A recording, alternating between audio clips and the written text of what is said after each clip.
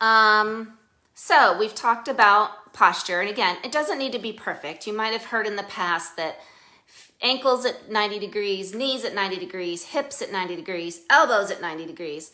But really what we want is just an upright posture where the student is engaged. And one of the things that my son used to do when he was younger is called perching. And he would sit on his feet and he would perch over top of his paper. And we didn't really know why at first. Part of it was the sensory feedback of sitting on his feet and grounding him and knowing where he was in space. But the other part of it was there was a lot of distractions around the room. And so if he was perched and looking over his paper, it helped him to focus better. And so with his ADHD, he happened to be like very distracted by things at the window or things on the wall or people walking by the door. And so one of the things we can do for those students that are distracted is encourage them to perch and encourage them to be in a different writing position. We can give them a tilted slant table, and that can put the paper up in front of them better so that they can then see what they're writing on. One of the easiest tilt things to do is a notebook. So you have them put the notebook up, and then that will take the glare. Sometimes there's glare on the paper, and that glare can interfere with the student's focus. So what we are talking about is environment. And what does environment have to do with handwriting? Well, we want to make sure they have good writing. So oftentimes in classrooms, I would go into and all the lights were turned off because the teacher was trying to promote a sensory calming environment.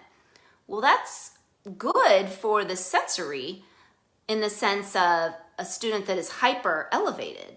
But if a student is tired and is coming from recess, that just it gives them more fatigue trying to eye strain and look at that paper. So we want to make sure that there is task lighting, if not full lighting, in the classrooms on that paper so that the student can see and that they're not visually fatiguing their eyes and their brains trying to decipher what is on that paper in front of them. We also sometimes have colored workbook pages, or we have different colors of ink, and that can require different eye strength to be able to focus in on that. So keep that in mind when you're looking at the environment. What is the type of paper that the student is working on? But ideally, if you do have a calm sensory environment, give a task light. So if you've ever seen at a restaurant, there's a little light on your table so you can read the menu. When you get older like me, you need that extra task lighting. And if you don't have it, you pull out your cell phone and you light up your menu. So that's what we need. We need to make sure they have proper lighting. Make sure you dedicate a space in your home just for writing. So having a designated space will help that student to know, oh, this is where I write. Here's all my tools. I have all my tools located here.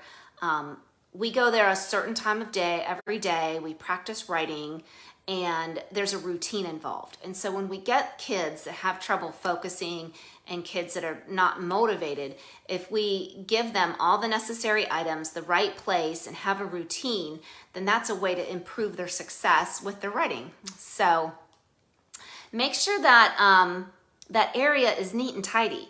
So if it's distractible, if there's things piled on a shelf, if they're looking out the window, like we want to make sure that wherever they are doing their writing, that it's not too busy. Another thing you could do is put up a curtain. So if you have a bookshelf full of books and supplies and homeschool things, then you can hang a curtain up and they look at a blank wall. And so that helps to reduce that distraction.